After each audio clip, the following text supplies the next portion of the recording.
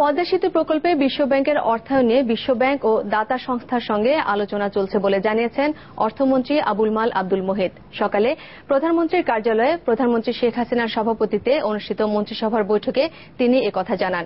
বৈঠক শেষে মন্ত্রিপরিষদ সচিব মোশাররফ হোসেন ভূঁইয়া বলেন, পদ্মা সেতু প্রকল্প নিয়ে আলোচনার সময় কথা প্রসঙ্গে বিশ্বব্যাংক ও অন্য দাতা সংস্থার সাথে আলোচনা চলছে বলে জানান অর্থমন্ত্রী। বৈঠকে আবুল মাল আব্দুল মুহিত বলেন, বিশ্বব্যাংকের অর্থায়নের ব্যাপারে সরকার এখনো আশাবাদী। এছাড়া মন্ত্রিসভায় শুদ্ধাচার কৌশলের খসড়ার অনুমোদন দেওয়া হয়। সিকিউরিটিজ অ্যান্ড এক্সচেঞ্জ কমিশনের সংশোধনী আইনের খসড়ার নীতিগত অনুমোদন দেওয়া হয় মন্ত্রিসভায়। পদ্মা সেতুতে বিশ্বব্যাংকের অর্থায়ন নিয়ে ব্যাপক গুঞ্জন চলছে। তবে সংস্থার ঢাকা অফিসের এক কর্মকর্তা জানিয়েছেন, এ ব্যাপারে আলোচনা ইতিবাচকভাবেই এগুচ্ছে। শিগগিরই এ নিয়ে বিশ্বব্যাংক সিদ্ধান্ত জানাতে পারে বলে আশা করা হচ্ছে। জাপানি সাহায্য সংস্থা জাইকার চুক্তির মেয়াদ শেষ হওয়ার একদিন আগে ঘটছে এসব ঘটনা।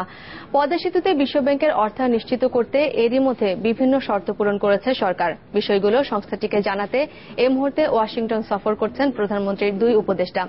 ধারণা করা হচ্ছে, জাইকা ও এডিবির ঋণ চুক্তি বাতিলের আগেই নিজেদের অবস্থান স্পষ্ট করবে বিশ্বব্যাংক। তাই এখন সবাই তাকিয়ে আছে সংস্থাটির বিবৃতির দিকে।